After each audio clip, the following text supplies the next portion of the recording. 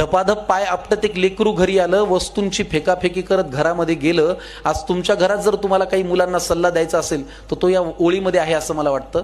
तुम्ही नीट ऐका. आई आणि मुलाचा हा संवाद आहे की धपाधप पाय आपटत एक लेकरू घरी आलं, वस्तूंची फेकाफेकी करत घरामध्ये गेलं. तिने सांजेची वेळ, रात्र झाली नव्हती. आई अशीच देवासमोर दिवा लावित होती. जगासमोर जे चालत नव्हतं ते घरामध्ये मध्ये मात्र चाललं.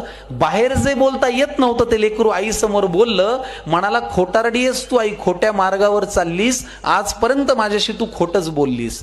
आशीर्वाद देताना काय म्हणतेस की माझं काहीच अडणार नाही आणि माझ्या बाबतीत कधीच काही वाईट मुळी घडणार नाही.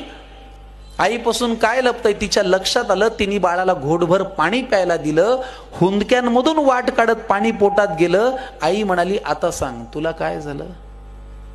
तो म्हणाला, लोक आई विचित्र झालेत फार, सतत सगळे माझ्यावरती खाऊन असतात खार.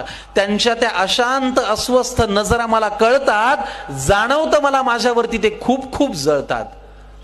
बरं, माझ्याविषयी माझ्या माघारी बोलतात लोकांजवळ, मी पुढे जातोय ना माझा माझा, का पोटात यांच्या कळ.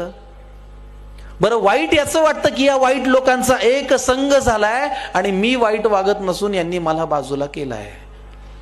आई म्हणाली, बाळा तुला माझा प्रश्नच नाही कळला. मी तुला काय झालं म्हणाले, तू त्यांचा त्रास सांगितला.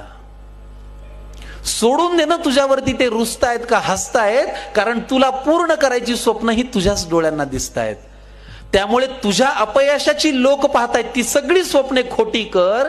तुझ्या अपयशाची लोक पाहतायत ती सगळी स्वप्ने खोटी कर. दुसऱ्यांची रेघ पुसण्यापेक्षा तू स्वतःची मोठी कर. आणि हे केलंस तर तुझं खरंच काही अडणार नाही. आणि आई आजही तेच म्हणेल, माझ्या बाळाचं वाईट काही घडणार नाही. आईच्या तोंडी देवाचा साक्षात्कार घडला आणि तिने लावलेल्या दिव्याचा लख प्रकाश पडला. तिने लावलेल्या दिव्याचा लख प्रकाश पडला. तर मुद्दा हा की आज स्पर्धेमध्ये, इतक्या कॉम्पिटिशन मध्ये, एवढ्या हेवे दाव्यांमध्ये, एवढ्या इगोमध्ये, एवढ्या रुसव्या फुगव्यांमध्ये आज फक्त आपल्याला स्वतःची रेघ मोठी करण्याकडेच लक्ष द्यावं लागणार आहे. मला नेहमी प्रशांत दामले असं सांगतात, मलाही कधी कधी वाटतं की यार या लोकांची 6 पॅक बॉडी आहे, आपण सुद्धा करावी. सर मला म्हणतात, ते तुला झेपणार आहे का, तू खातोस वरण भात, तुला होणार आहे का ते. नाही, मग तुझ्याकडे काय आहे त्याचा चार्ट कर.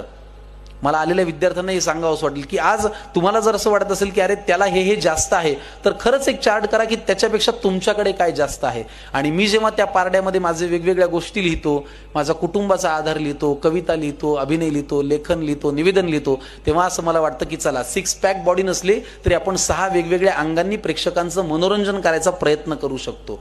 आपल्याकडे काय आहे त्याचं ताऊन सुलाकून अभ्यास केला आणि सिंहावलोकन केलं तर आपण उद्या काय करू शकतो याचा अंदाज आपल्याला येऊ शकतो.